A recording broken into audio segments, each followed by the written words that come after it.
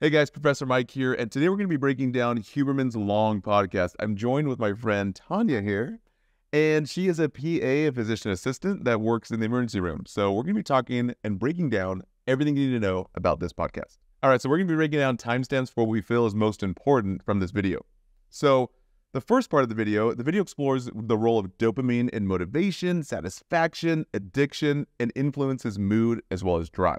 It also reflects on the benefits of cold water exposure and personalized nutrition with the impact of dopamine on neural circuits. It also discusses leveraging dopamine for sustained energy and motivation. Now, both of us have ADHD, which works amazingly well in the ER, right? Yep, it's perfect. Yeah. That's all I got.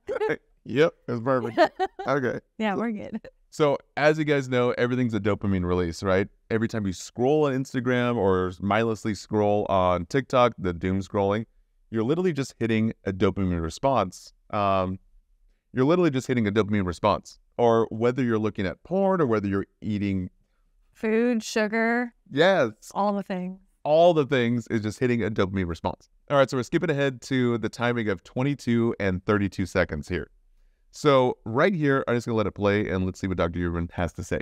Called G-protein coupled receptors. And for those of you that are about to pass out from the amount of detail, just hang in there with me. It's really not complicated. It is complicated. Two ways that neurons can communicate, Okay. or mainly two ways. Mainly There are a two third and a fourth, but There's probably mostly Like 10. neurons communicate by two modes. Okay. One are what we call fast electrical synapses, ionotropic conduction, Mhm. right? You don't need to know what that means, but basically one neuron activates another neuron and little holes open up in that neuron and ions rush in. Sodium is basically like a the main cascade, ion, like a domino. salt, by which one neuron influences the electrical activity of another neuron because sodium ions contain a charge. Okay, there are other things like chloride and potassium. If you're interested in looking this up, just look up ionic conductances in the action potential. So the key point here is that dopamine is that key molecule for movement. And we made some notes. It's in movement, mood, as well as motivation. It impacts experiences and behaviors that can actually increase by various activities and even substances like cocaine and even other substances. But also plays a key role in, it also plays a crucial role in thinking as well as planning through this big long word. How do you even pronounce this? Mesolimbic pathway. So fancy words is that the brain actually works like a domino effect. So when you activate one part of the neuron, the entire brain lights up. So the brain actually acts like a domino effect. So if you light up one part of the brain, the entire brain lights up. And so that's why dopamine can be so addictive with any type of thing that you're getting yourself into. For example, doomsday scrolling. All right, so the next timestamp is minute 44 and 39 seconds. And Dr. Huberman is reviewing how dopamine is very subjective in the way you experience life. So let's play that segment. Experience to something. All right. So for instance, the pen that I'm holding right now, Okay. it's one of these Pilot V5s. I love these Pilot V5s. They don't sponsor the podcast, but I just happen to like them. I like the way that they write, how they feel. I need a Pilot V5.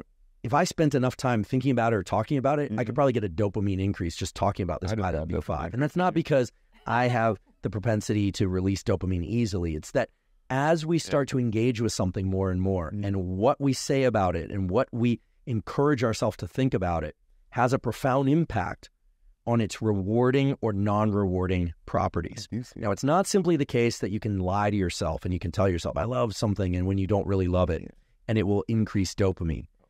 But what's been found over and over again is that if people journal about something or they practice some form of appreciation for something, gratitude, right? some aspect They did. of something that they enjoy, the amount of dopamine that behavior will evoke It's amazing. tends to go up. That's amazing. So do you do journaling in the morning? It's sporadic, Okay. but I need to do more of it. Yeah, just like the ADHD brain. For Yeah. sure. Did you ever do journaling? So, yeah. When I was younger, I did, but You did? now I'm trying to pick that back up again. Oh, okay. You're like, now I'm more mature. Yeah. No, I'm old. No, I'm more mature. Yeah, no, I don't know. My brain's not that mature. So. Yeah, exactly. Yeah, you still have a 5-year-old brain for sure. Yeah. Thanks to no one. Whoa. Okay, so one of the biggest things is practicing gratitude in the morning. Tony Robbins and a few other self-help people, they're saying that your brain can't really focus on two things at the same time. It's either negative or positive charge. Now, not physiologically, but in terms of mood. But Dr. Huberman is showing that, if you actually engage with something, like, for example, journaling or like something that's very tactile, your body can actually have an emotional response that with this dopamine that makes it more habitual. So for me, at least, I like to just spend the first 20 minutes of the day just journaling down just 3 things that you're grateful for. That's it. And just get specific. That's a good practice to have. I haven't done that yet, but Yeah. I'm going to adopt that. Thank you. You just write down all the negatives. Huh? No, I'm just kidding. Oh, okay. All right. And so that's the beauty of the way that the mind works with the chemical balances as well as your habitual balances of what you do every single day. We can talk a lot more about neuroplasticity and, ketamine response and even psilocybin in breaking up scar tissue and negative habits. But one of the most interesting things is that actually if you get into this gratitude journaling every morning or just simply think of 3 things you're grateful for every morning, you actually start slowly changing into a more optimistic person. Would you say you're more optimistic or pessimistic? Yeah. No, I'm more optimistic. Yeah. Absolutely. I would say I'm more pessimistic if I let my mind just go free. Yeah. I don't even want to be on this show. So, Glad you're practicing gratitude. I need a better co-host. No, I'm just kidding. Oh, no, it's okay. Give me my backpack. Yeah, get out of here. Okay, but the moral of the story and the big key point here is that whatever you do habitually every single day initiates a dopamine response that is actually addictive in terms of its nature. So Dr. Huberman right here is talking about just journaling, and it can be a habit forming that actually feels good as you're writing things down. And when you're thinking about things you're grateful for, it helps you focus on basically the path forward. So they always say where your focus goes, your energy flows. So whatever you put your focus into, especially in the early parts of the day, simply just by taking the first 20 minutes of your day and just writing down 3 things you're grateful for, I think at least for me, has been a game changer. Yeah, I'd have to say in the morning, that's the best time because then it sets the tone for the rest of your day. Mm-hmm. Okay, so last point here is, so I failed out of nursing school, right, my 3rd semester. And I did get back in, I did finish, but it was during that time of failure, dude, I was in a negative spiral loop. And all of us kind of get into that loop where whatever, life goes up and down like waves, right?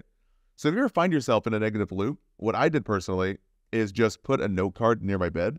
And every morning I would just write something down, 3 things I'm grateful for. And I would just call it the 3 and 3, where I'm I'm going to sit in silence for 3 minutes. Now I do 20 minutes, but just at the time it was 3 minutes. And I'm just going to look at this card. And man, just 3 minutes, morning and evening, before you go to bed and right when you wake up, it just helps you focus and your whole day incrementally gets better. I noticed the difference after day 3, and then it was a totally changed person after day 7. So it was wild. Thank you for that input.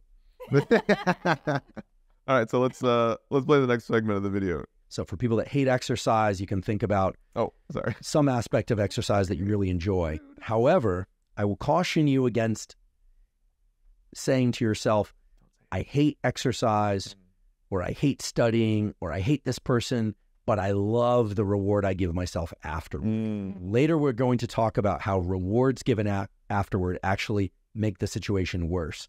They won't make you like exercise more or studying more. They actually will undermine the dopamine release that would otherwise occur for that activity. So interesting. Very interesting. I thought giving myself a reward after doing this boring podcast would be, no, I'm just kidding. I was thinking the same thing. Would be amazing. But no, but apparently it makes it worse. That's amazing. That's really interesting. So what's the solution to liking something that you may not like right away? Okay, 109.50 is the next step.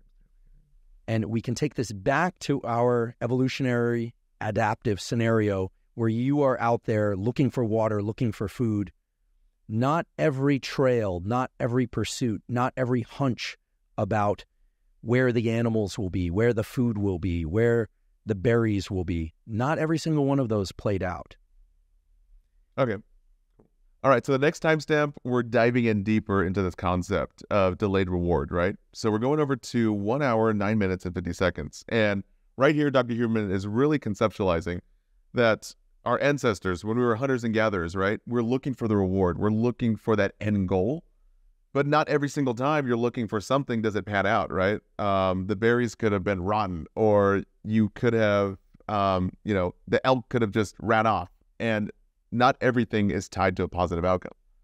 And so anticipating that positive outcome, especially if you're doing a habit that you really don't like doing, and really getting that reward after doesn't always pan out in terms of longevity of building that habit. So let's see what he has to say. Not every single one of those played out. Mm-hmm.